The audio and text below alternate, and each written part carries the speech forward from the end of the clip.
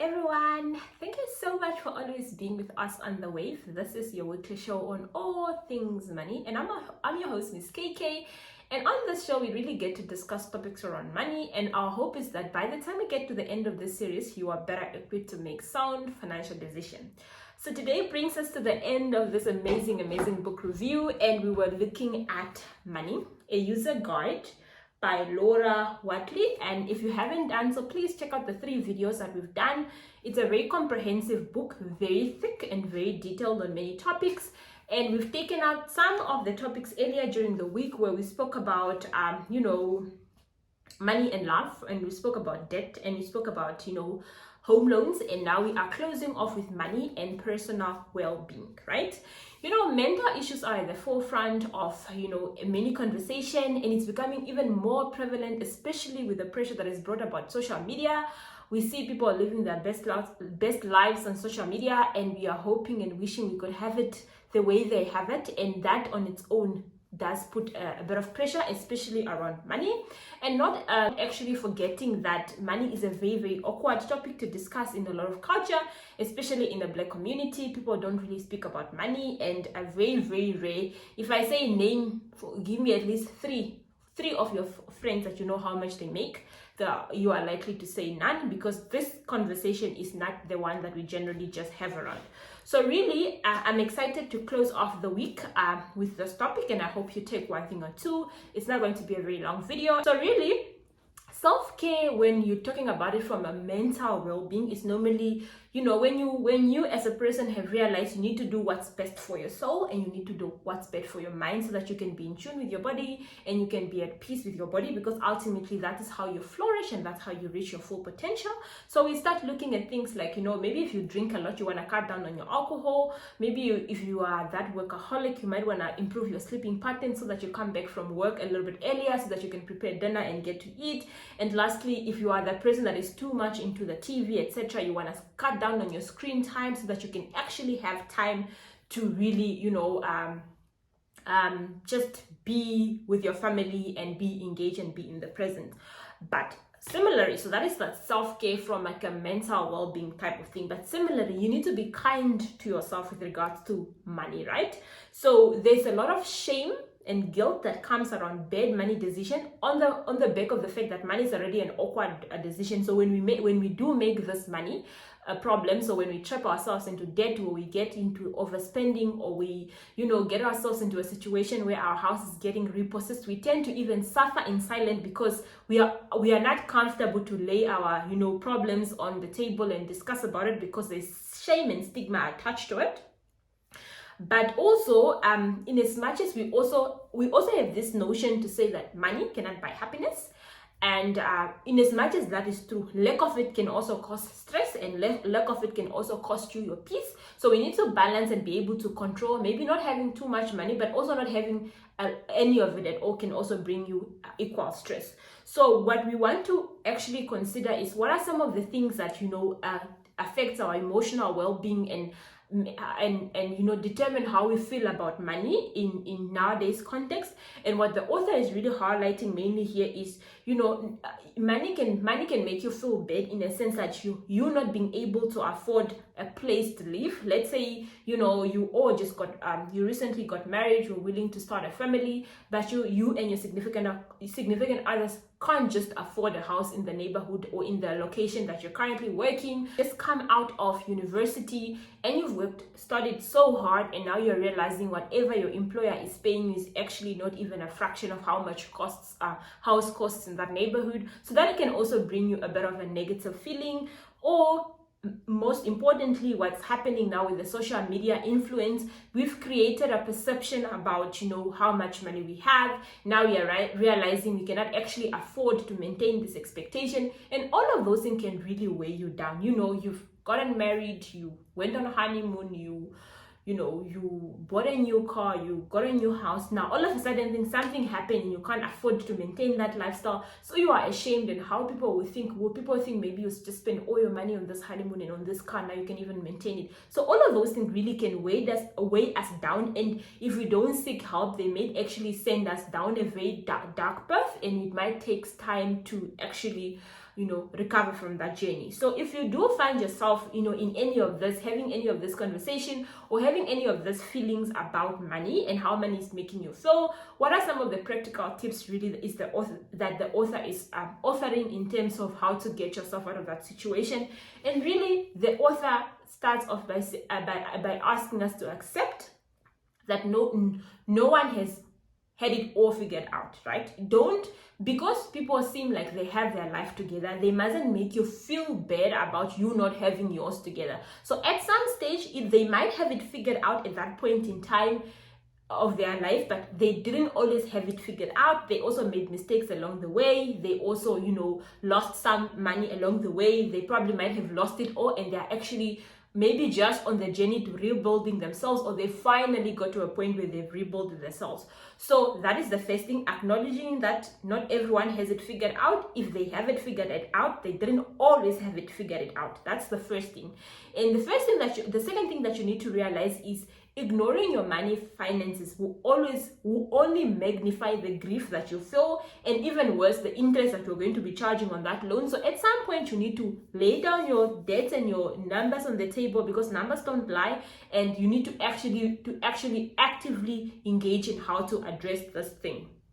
Okay, so you need to now think to yourself, okay, yes, I am in trouble. Yes, I have this debt. Yes, I owe this person. And yes, I'm at the verge of losing my money. Because if you don't address that, what's the worst that can happen? You end up with some mental illness of some sort. You end up in the hospital.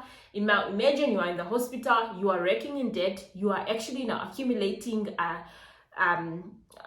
hospital bills. Plus, worst case scenario, you may actually lose your income if you get into an extended sick leave, or you are actually declared incapacitated to work, and you maybe didn't have severe illness cover. So things like that really aren't to be taken lightly, and ignoring your money problems will only magnify the problem and not make it any better.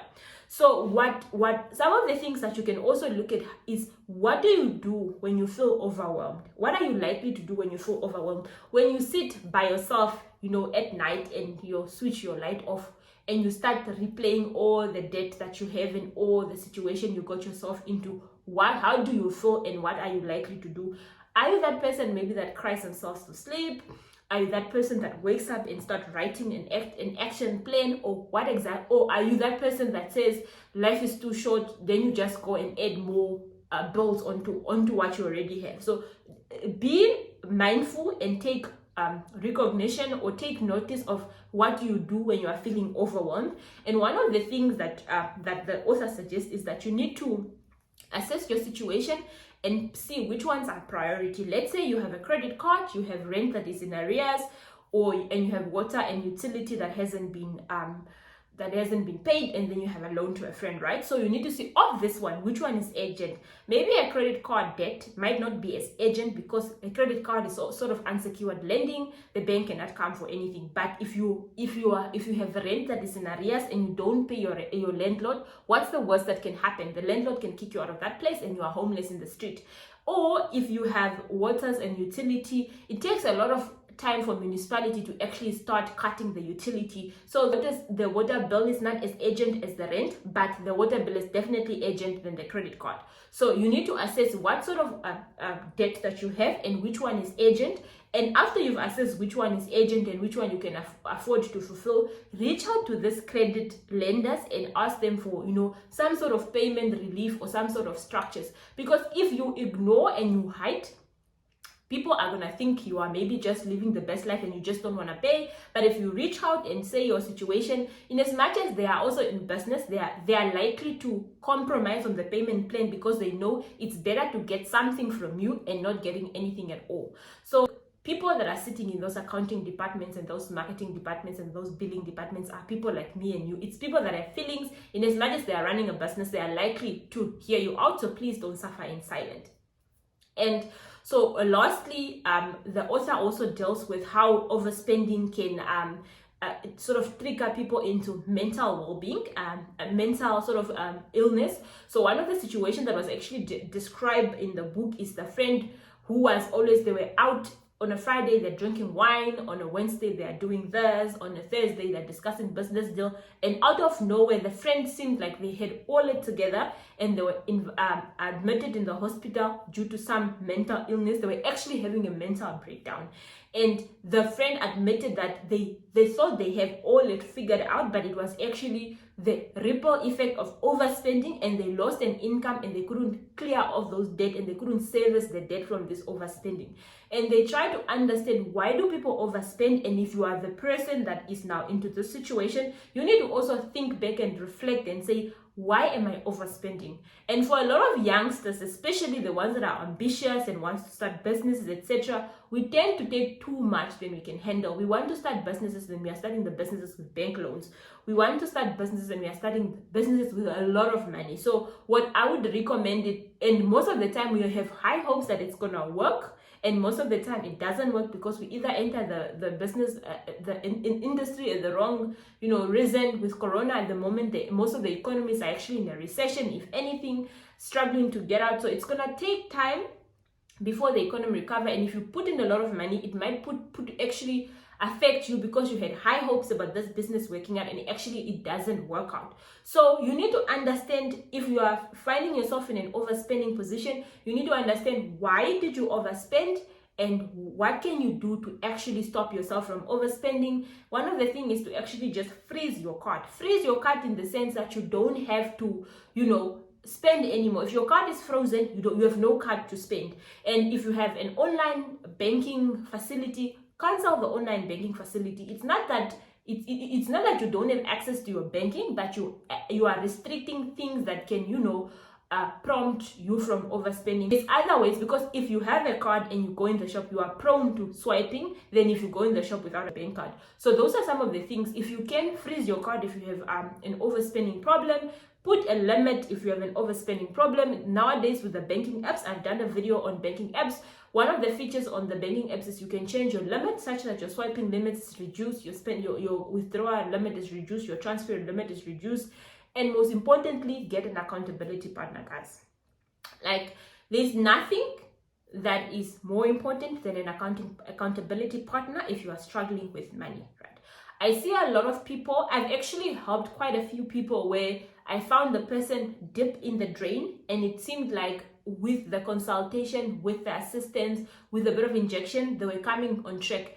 For that person to just disappear the reason why people go back is because they don't want that accountability. They don't want to report to Christina, okay, this is my money, I did A, B, C, and D. If you are not willing to do that, it's just a matter of time before you have a relapse and you are going back, and you might actually find yourself in a situation where it might be too late for you to actually overcome this problem, and you might start getting things like suicidal thoughts, etc. So if anything, get an accountability partner. If you can't get an accountability partner, then join organizations. There's a lot of organizations that are there that are helping people with all sorts of mental issues.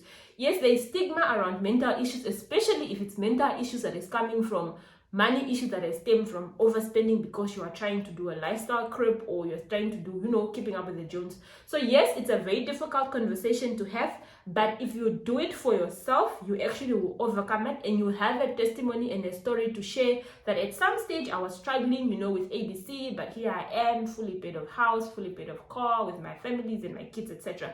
So really, that's all I wanted to discuss today. A very, very good topic to end of the book. I think it's actually the last topic in the book, if I'm not mistaken.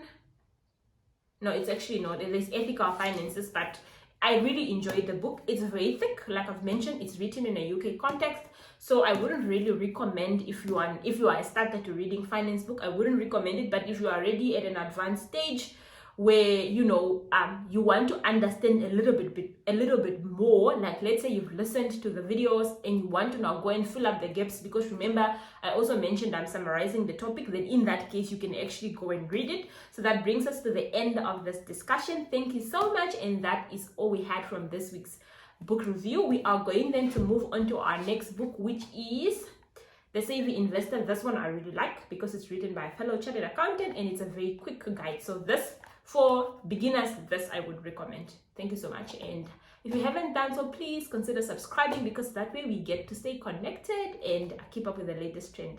That's all I had from today's discussion, and it is goodbye. Bye-bye.